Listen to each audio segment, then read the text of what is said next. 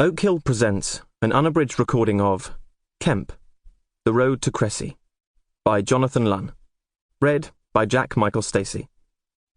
The moral right of the author has been asserted. This performance is owned by Oak Hill.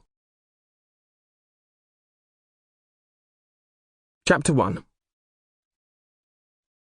The hart paused by a pool in the middle of the glade, and turned its head this way and that, its snout twitching. It was a magnificent beast, fully grown with 10 tines on its antlers, only now beginning to run to fat in preparation for the approaching winter and the time of rut. Its chestnut coat matched the reddish-brown leaves that carpeted the ground beneath the trees. A thin blanket of mist hung a few feet above the ground. The landscape was silent, save for a steady drip of condensation falling from the branches of trees. The air rank with the dank smell of decaying leaves. Satisfied that there was no immediate danger, the hart dipped its head to drink from the pool. A twig snapped a short distance away. The hart raised its head abruptly, standing motionless as it stared through the trees, its hind legs tensed, ready to spring. After a few moments, it saw figures moving slowly towards it.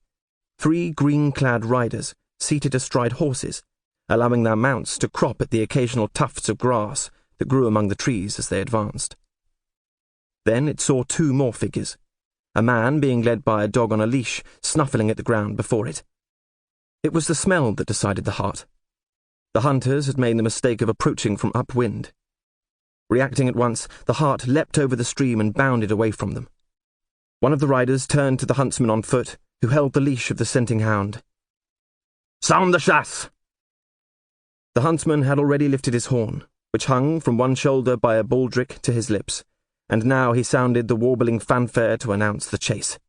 100 yards behind the 3 riders, more huntsmen unleashed their tawny brown alaunts, swift and tenacious hunting dogs that would take over where the scenting limer left off and bring the hart to bay. The 3 riders spurred their mounts into a canter, riding as swiftly as they dared through the trees, but they were soon overtaken by the baying alaunts.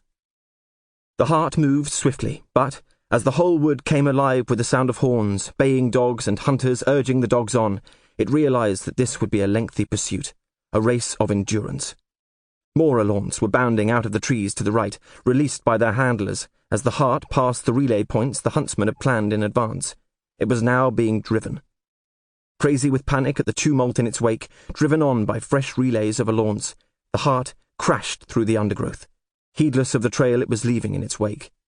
Half a mile further on, a spread-out line of green-clad archers waited amongst the trees. Sample complete. Ready to continue?